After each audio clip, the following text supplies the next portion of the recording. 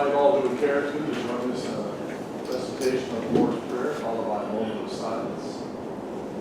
Our Father, who art in heaven, hallowed be thy name.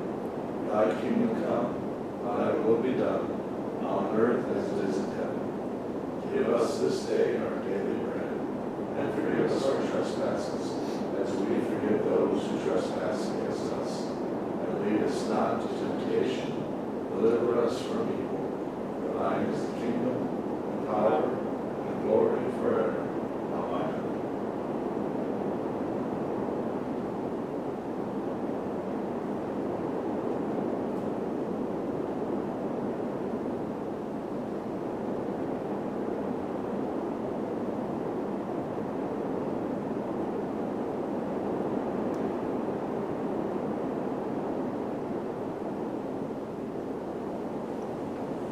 It's now 7 o'clock.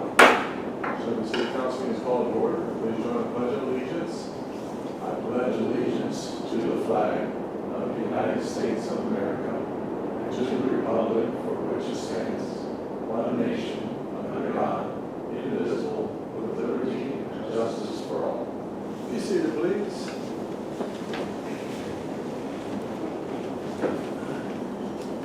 Roll call, Mr. Crump. Mr. Robb. Mr. Roberts? Here. Mr. Cutler? Here. Mr. Martin? Here. Mr. Walker? I'll entertain a motion to dispense with the reading of journal. For the record, Mr. Rob is not in attendance at this point. I don't know if there may be something unforeseen or emergency. I'm not aware of any plans previous to this, but maybe something will unfold in the next few moments. I'll entertain a motion to dispense with the reading of journal from June 3rd, 2024. Second. We have a motion by Mr. Roberts and a second by Mr. Martin to dispense with the reading of the journal from June 3rd, 2024. Discussion? Call, please. Mr. Cutler? Yay. Mr. Martin? Yay. Mr. Walker? Mr. Roberts? Yay. The motion passes.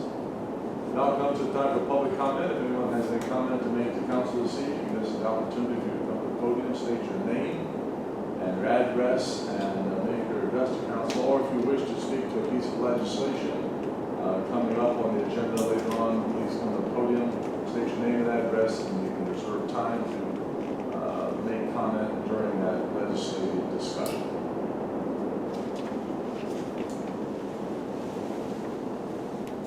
Matt Fenfield, 350 Avalon Drive, Gainesville, Ohio, Director for the Richland County Board of Elections. Also Jane Zimmerman, who is the Deputy Director for the Board of Elections. I don't remember your address, though. Jane Zimmerman, 817 Tanglewood Drive, Ontario, Ohio. So we are here to speak on ordinance 13. Forget the number. Yes, that's 13, 2024. 53, sorry. And we were here a couple of weeks ago. Do you want to wait until we actually get that piece of legislation so you can be actual part of the actual discussion? So maybe questions come up. It shouldn't be too long. Would you prefer that? I mean, that's I wasn't how sure if it was during the public comment. No, just reserve time. You both can speak when that comes to the table. That would probably be more appropriate. Thank you. Sorry. All right. Any other public comment or reservation of time? Seeing none, we'll move forward to reports from standing and special committees. Well, a short report from the Finance Personnel Committee. Councilman Flynn. Yes, we had a short but substantive discussion. And so you guys all got the packets. Just going to hit the highlights. If you have any questions, feel free to ask them. We had basically the second highest May income tax collection on record. 2021 was the highest. Of course, that was when May was the collection date instead of April that year. And so things are doing well on that. If you go to the second page, you'll see that withholding is up, individual income tax is up. Business is down, but there's a couple outlier things in there, and it's a very small portion of that, which means that the total year over year is 11.82% up, and the percentage of that 3-year average 10.75%. So things are going well there. All right, on the front page, we're at 41.7% of the year. So a little cheat if you look at the percentage of income. If that is higher than 41.7, that's good. And if you look at the percentage of expenditures, if that's below 41.7, that's good. And you can see the highlights of that. We're at 44% for income and 35% on expenditures. And so things are going well there. The main one we were looking at on this page in the utilities, 400 is okay, 600 okay, but 500, I think there's going to be some more color on that in Mr. McLaughlin's report, so I'm not going to belabor that too much. And then if you go to the cash investment reconciliation page,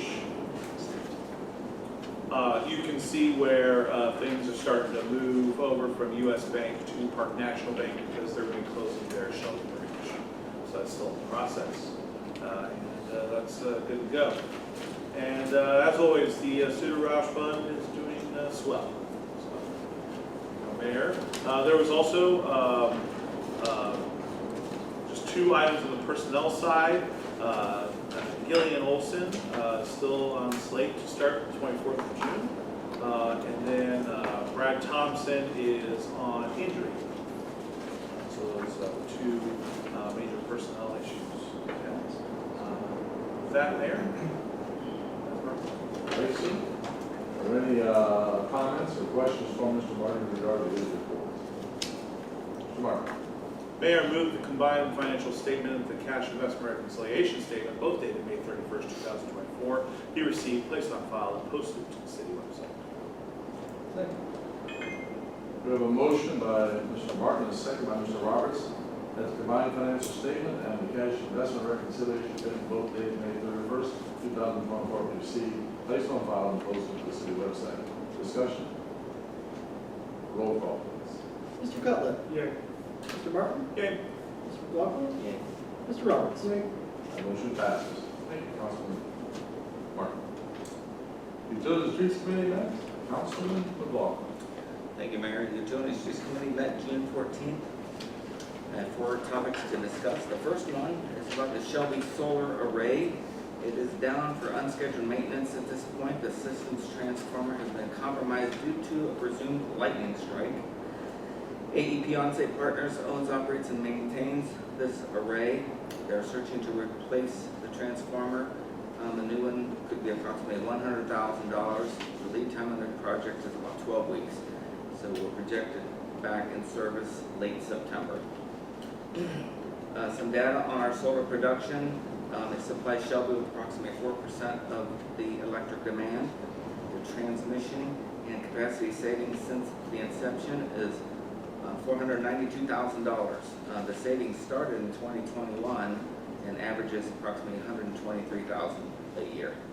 It's the cheapest form of energy in the city, which leads to the second topic about the 2023 Power Supply Sustainability Report. So what types of energy resources are supplying Shelby's electricity? Coal supplies approximately 35% of that, almost 36%. Hydro, over 25%. The market power, almost 35%. Shelby Solar Array, as I said, is over 4%. Diesel is 0.1%. Natural gas is 0.04%. Within the market power supply resources, within that group, the natural gas is almost 16%. Nuclear is almost 12%. Coal is over 5%. Renewables are over 2%. Now to the water fund. The water fund balance is tight and running a slight uncomfortable level. Income is just keeping up with operating expenses, and the main drivers are chemicals and administrative fees. The chemicals that we use in a water plant: lime, carbon, ferric acid, fluoride, chlorine, carbon dioxide, phosphate, and potassium permanganate. And the annual cost last year for these chemicals is $269,000 plus.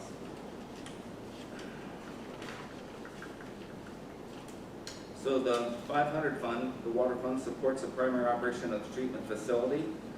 It's an enterprise fund, which means it's self-supporting. It's required to operate with a positive balance. If the balance after encumbrances start to tend into the negative cash flow, a base rate adjustment may be needed in the future. And then finally, surveillance equipment update. We have approximately $100,000 worth of surveillance equipment that we're trying to get online. At this point, Omnifiber and Centec are still working to figure out why their surveillance data is not passing through the fiber. That's all I have, Mayor. Thank you, Councilman McLaughlin. I may just say, in reminder that $100,000 transformer will be paid for by AEP on-site partners, not the city of Shelby, since they don't operate and maintain the field. So are there any other comments or questions from Mr. McLaughlin? Mr. Cobb? Just want to say it's unfortunate that solar is not up and running right now. Every time we look out the window, we're thinking the same thing. We live in a broken world, so that's the way things go. Any other comments or questions? Thank you, Councilman McLaughlin. Move forward then to the Safety Committee, Councilman Roberts. Safety Committee met on June 6th or June 5th. And the Police Department News Chief Combs reported that he wants to take a look at the portion of ordinances that deal with solicitors. Changes may be coming in the future. We'll talk about that more at our next meeting in July. Police tasers are becoming out of date, and Chief has a lead on the newest version at a good price, so more to come on that also. Captain Graff has been elected to the Jail Administrative Board, so that gives us a voice on that board. That's a really good thing. Health Department news, the Health Department's going to start setting out mosquito traps, and I got a phone call from the Health Department asking if they could put one at my house. So I just said, you'll never know it was there. They'll put it in the evening and pick it up in the morning, so you'll probably never know it was there. So that's a good thing we ought to do every year, check for malaria and all those other crazy things that mosquitoes bring to us. Work has been started on we're talking about their booth for the Bicycle Day, the Health Department booth for Bicycle Day. That's always kind of a big hit. They always have a lot of information at that booth, so we're starting talking about that now. As Mr. Martin said, the new Director of Public Health will start on June 4th. That's where it goes. Thank you, Councilman Roberts. And in regard to the mosquito spraying, they were intending to spray this evening. I don't know if that will go on or not, if this passes through, but we'll see about that. So thank you for that. Any other comments or questions from Mr. Roberts? Thank you, Mr. Roberts. Appreciate that. Look forward to reports of city officials. I have no long report this evening from the mayor's office. I've been occupied with typical mayoral duties over the past couple of weeks. I do want to say the flashing beacon lights at the Main Street crosswalk are now functioning. So I encourage all of our residents to use the new system for crossing Main Street. Just press the little button and things will flash and it really catch people's attention. We're going to get the existing crosswalk bar dismantled and down as quickly as possible. Hopefully this week, our line crews are occupied chiefly with making sure we have our generators running during peak power alerts. And speaking of peak power alerts, we're asking all of our citizens when they receive notice of a peak power alert, or pretty much this week, I imagine anytime virtually between 1 o'clock, 12 o'clock, and 6 or 7 to do everything that you can to reduce electric consumption, taking that thermostat, setting it up with a few notches. We can all get by with a little bit warmer in our homes, putting off washing and drying perhaps till after 6 or 7 in the evenings. That will greatly help us in reducing our load and thereby reducing transmission costs, accelerator costs, just lowering our bills. So I guess put it this way, raising your thermostat lowers your bill in the long run. So just everyone work together this week, that'll help everyone. So that's basically my just brief report. Are there any questions for me or comments? If not, we'll move forward to Mr. Crum, Director of Finance. Sir, pretty much routine business in my department, and Councilman Martin covered all the excitement, so I don't really have a report. Fine. Sure. Questions from Mr. Crum? Not move forward to Mr. Eister, Director of Law. Thank you, Mayor. I just followed with Councilmember Roberts, the first round of TASER contract negotiation has been addressed, modified, sent back. I should be in them. So that's worth the, other than the report, thanks. It's in process, thanks. Any questions from Mr. Rice? Mr. Martin? I just want to add an aside, taser negotiations just sounds really cool. It's not nearly as cool as it actually sounds. Looking for a volunteer to be tased, so I'll keep you on the short list. Okay? Been there, done that. Sorry. Very good. All right. Move forward to Mr. Geis, project coordinator. Thank you, Mayor. Since I've been here last, we did open up the bids on the Shelby Avenue Waterline project. Buckeye Excavating was a low bid at $450,756. The estimate on that project was $630,000. So very good there. So that's our OPWC project. Contracts come out July 1 from the states, and then we can award to them, and we're ready to get right on it. So whatever contracts. There was a pre-construction meeting for the London West Bridge today with the Richland County Engineer's Office. That contractor is set to start in early July, so within the next couple of weeks. So that has a completion date of November 22nd. They don't think it's going to take that long, but who knows? So, and that's all I have. Mr. Geis? Any comments or questions from Mr. Geis in regard to this report? Mr. Cutler, as the man scheduling bus routes and everything, that's going to be a real blessing when that gets completed. Yeah. Okay. All right. Move forward then to new business before council this evening. Any new business that you're brought before council? Any unfinished business to be brought before council? All right, if not, we'll move forward then to legislation, Mr. Crum. Ordinance number 9, 2024, proposing an amendment to section 7 of the charter of the city of Shelby and submitting such proposed amendment to the electors. Move for second reading. Second. We have a motion by Mr. Roberts and a second by Mr. Martin for the second reading of ordinance number 9, 2024. Discussion. Call, please. Mr. Cutler. Yay. Mr. Martin. Yay. Mr. McLaughlin. Yay. Mr. Roberts. Yay. Ordinance number 9, 2024 passes its second reading. Ordinance number 10, 2024, proposing an amendment to section 24 of the charter of the city of Shelby and submitting such proposed amendment to the electors. Move for second reading. Second. We have a motion by Mr. Roberts and a second by Mr. Martin for the second reading of ordinance number 10, 2024. Discussion. Roll call, please. Mr. Cutler. Yay. Mr. Martin. Yay. Mr. McLaughlin. Yay. Mr. Roberts. Yay. Ordinance number 10, 2024 passes its second reading. Ordinance number 11, 2024, proposing an amendment to section 31 of the charter of the city of Shelby and submitting such proposed amendment to the electors. Move for second reading. Second. We have a motion by Mr. Roberts and a second by Mr. Martin for the second reading of ordinance number 11, 2024. Discussion. Roll call, please. Mr. Cutler. Yay. Mr. Martin. Yay. Mr. McLaughlin. Yay. Mr. Roberts. Yay. Ordinance number 11, 2024 passes its second reading. Ordinance number 12, 2024, proposing an amendment to section 36 of the charter of the city of Shelby and submitting such proposed amendment to the electors. Move for second reading. Second. We have a motion by Mr. Roberts and a second by Mr. Martin for the second reading of ordinance number 12, 2024. Discussion. Roll call, please. Mr. Cutler. Yay.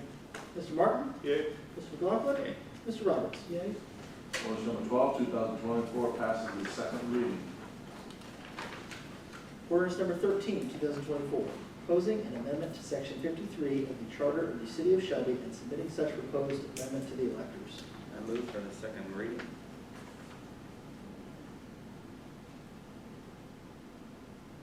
Second. We have a motion by Mr. McLaughlin and a second by Mr. Martin for the second reading of ordinance number 13, 2024. Discussion.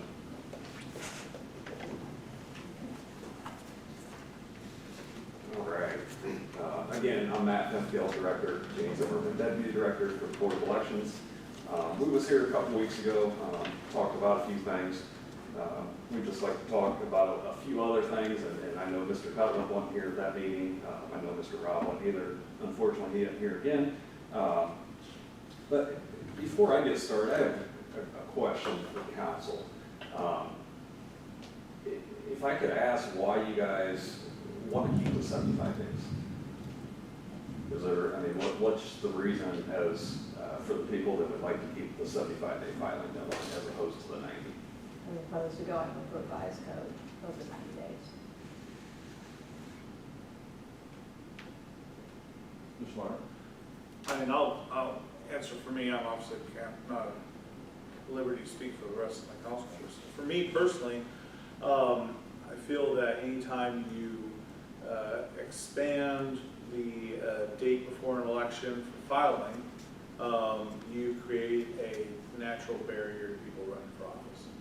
And we tend to have early primaries in Ohio. And as I researched across the state, I mean, we actually follow the primary calendar of the state. There's a couple municipalities that do not. They actually have their primaries because they're like us, nonpartisan races, they actually have their primaries in September. Right. And so, you know,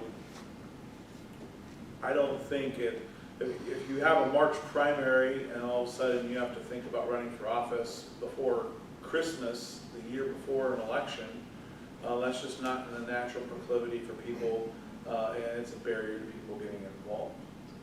Yeah. I did do some research in the last 10 years, and your odd year elections are May. You're never in March. You were in March when you ran for state rep, but that was a whole other race. But in May, filing deadlines generally in February. Within the last, let's see, 23, 21, 19, 17, 15, Shelby candidates have pulled in the months of July, September, November, December, and January. So they've had plenty of time to circulate their petitions.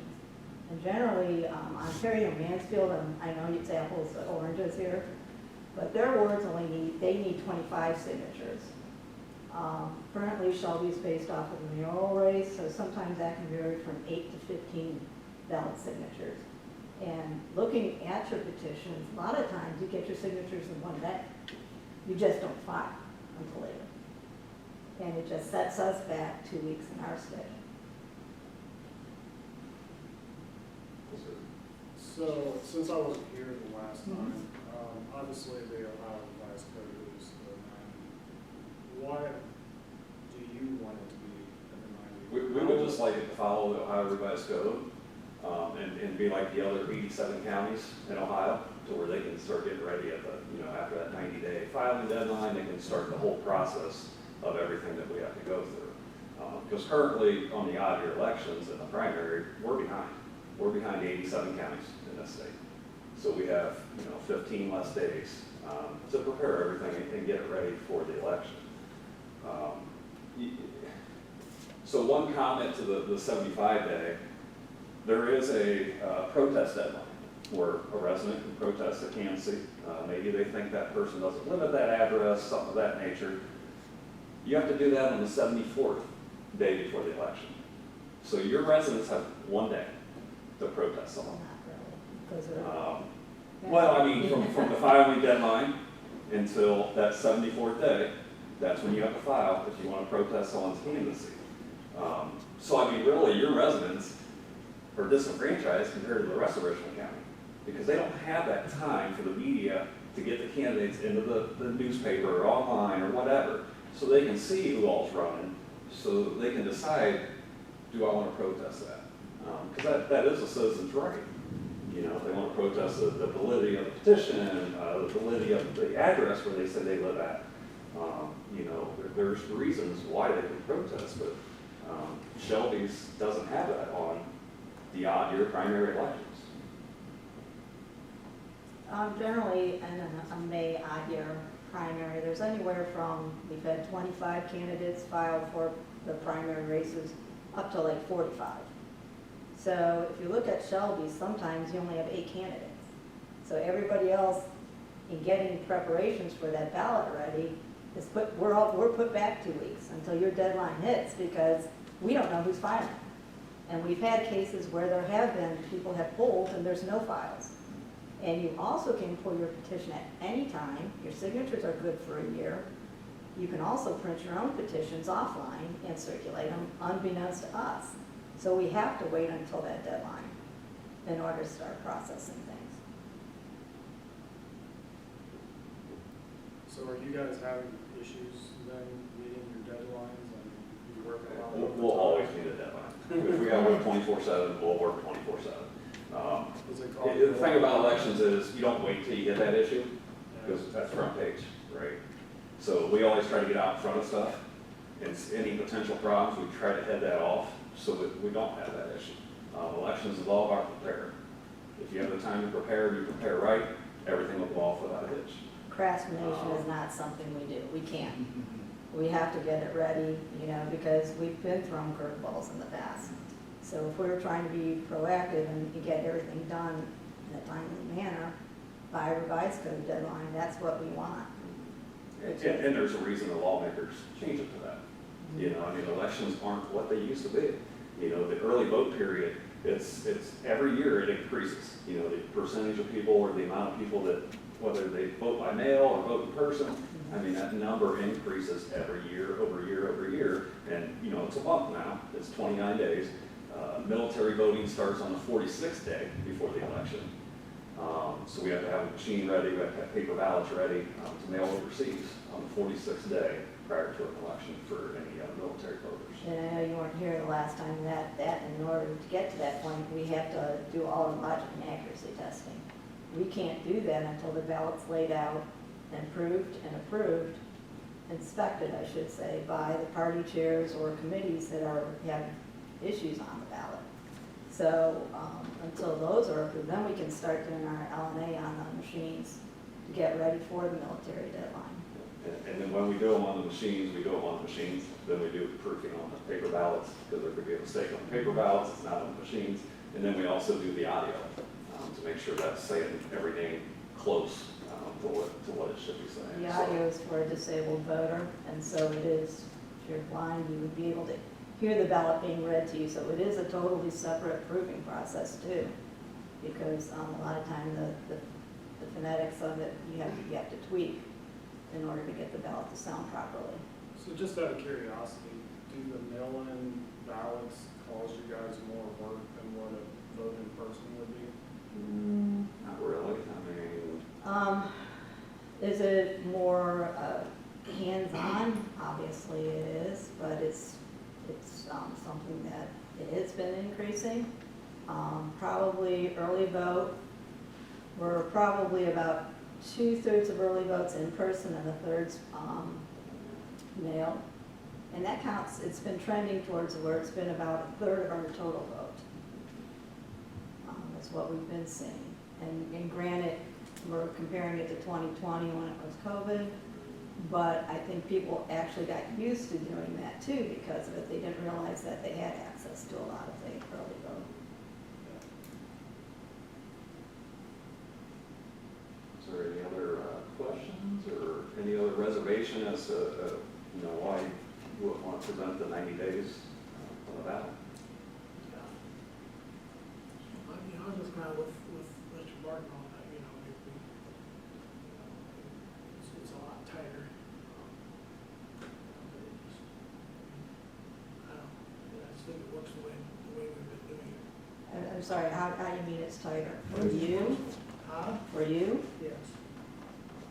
It just works the way we've been doing it. I don't see, you haven't told me. Well, like I said, we'll always make it work. I understand. That's our job. Well, and it didn't seem to me the last time that you were here, there was an issue. It worked, and it didn't seem then that you were, you had to work harder to make it work. Well, we didn't say you'd have to work harder. And you didn't say did either, so. We didn't say that. No, we're just, like we said, all the other candidates follow the 90 days. Right. And they're polling at the same time you guys are, if not, later.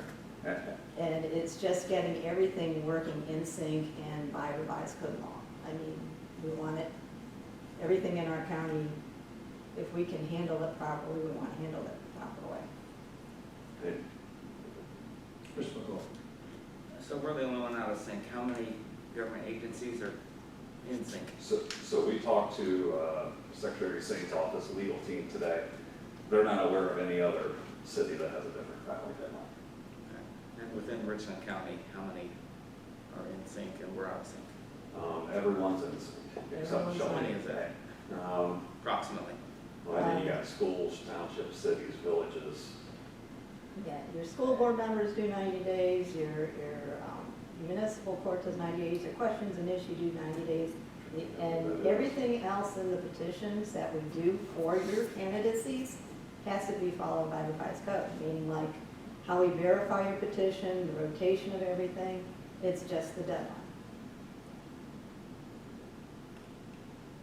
Well, it has been brought to my attention that there could possibly be some issues with our charter moving it to the 90 days.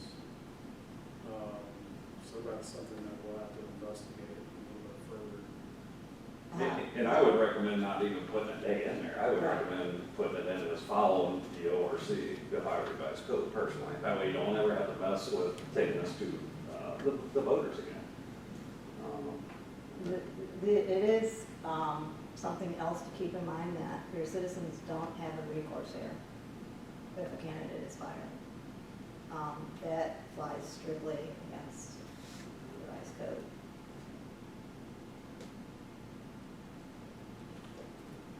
Mr. McCall. I was texting back and forth with Mr. Rob. He had a lightning strike, so he can't be here. Oh. Okay. So I would hope we could at least pass the second reading, so maybe he would have a chance, you know, if need be, to talk to them as well. Second of all, you know, I've volunteered in the past and worked with the Board of Elections. They do an outstanding job, but, you know, they are very, very busy, and it would help them if we would be in sync with the rest of the county. In addition to that, the five of us, by passing this, we're just taking it to the voters, you know, to decide. So I'm behind this. Mr. Martin. I am still just not persuaded for a couple reasons.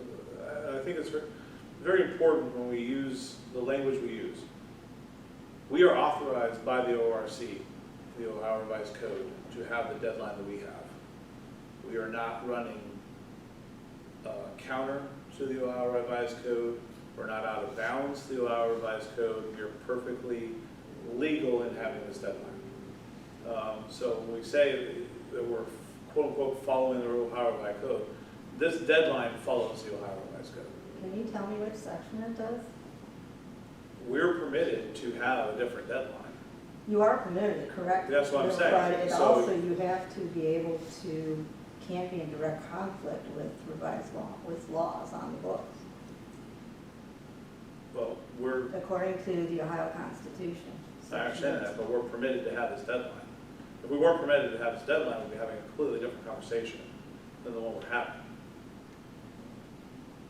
You're permitted to have, to make up your charter correct, but as far as, in 2022, the Ohio Constitution, what is it, Article 18, Section 3, addressed that you cannot be in conflict with law.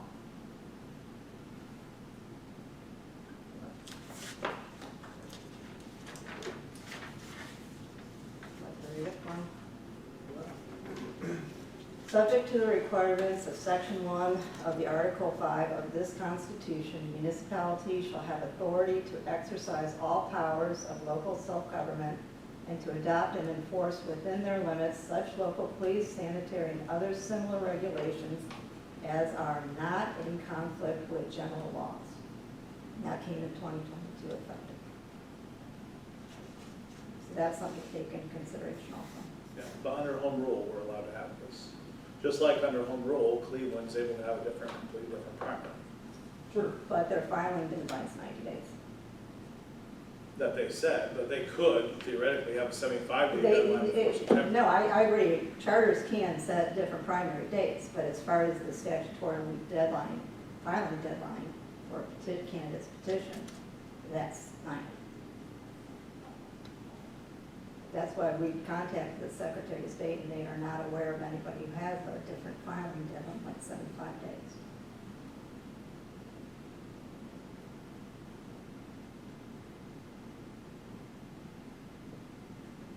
Mr. McLaughlin? I just want to say it one more time. This is basically a 2-week change. Let's give it to our voters.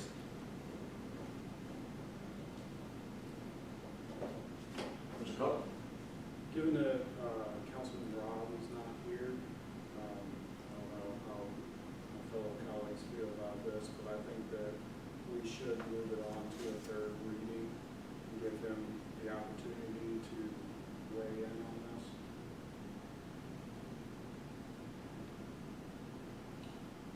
Any further discussion or questions? Mr. Martin?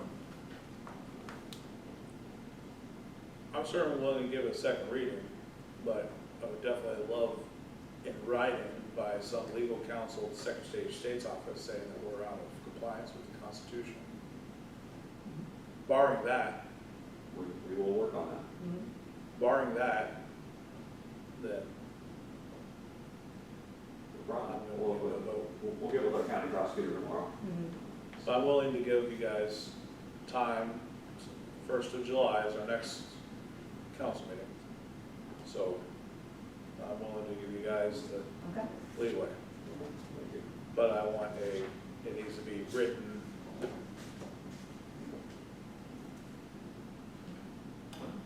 Thank you guys, appreciate your time. Thank you. Any further discussion? Roll call, please. Mr. Cutler? Mr. Martin? Yeah. Mr. McLaughlin? Yay. Mr. Roberts? Ordinance number 13, 2024 passes second reading.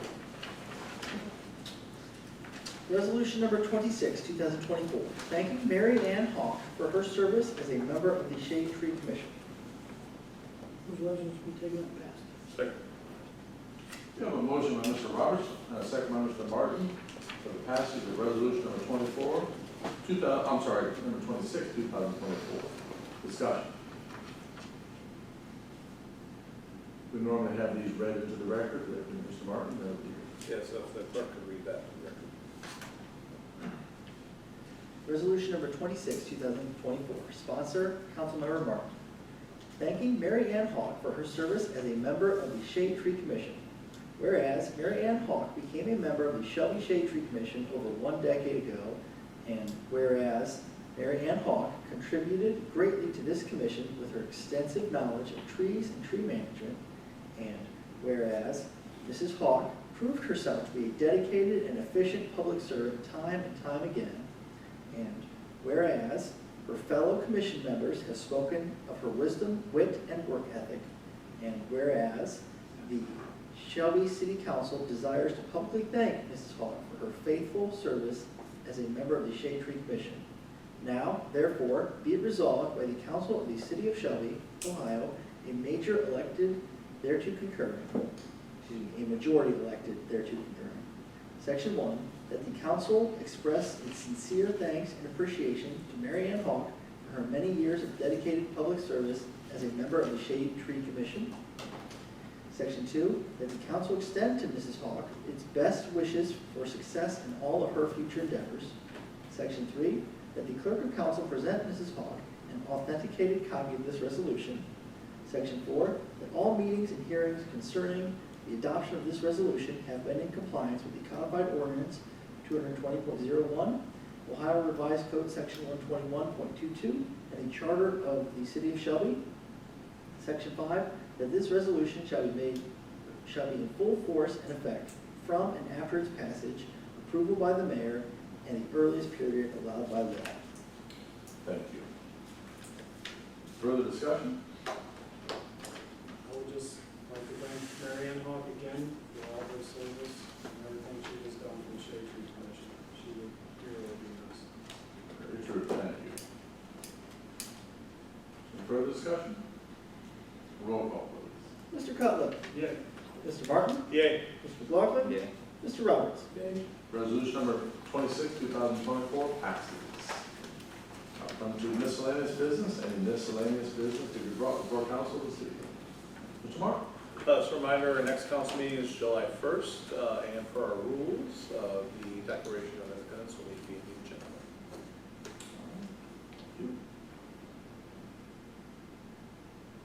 Any further miscellaneous? Councilman Mark? Mayor, I move council adjourned.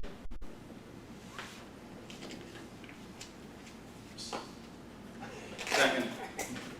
Motion by Mr. Martin and a late second by Mr. McLaughlin for adjournment. Roll call, please. Mr. Cutler? Yay. Mr. Martin? Yay. Mr. McLaughlin? Mr. Roberts? Council adjourns at 7:39. Thank you, gentlemen. Good work, gentlemen.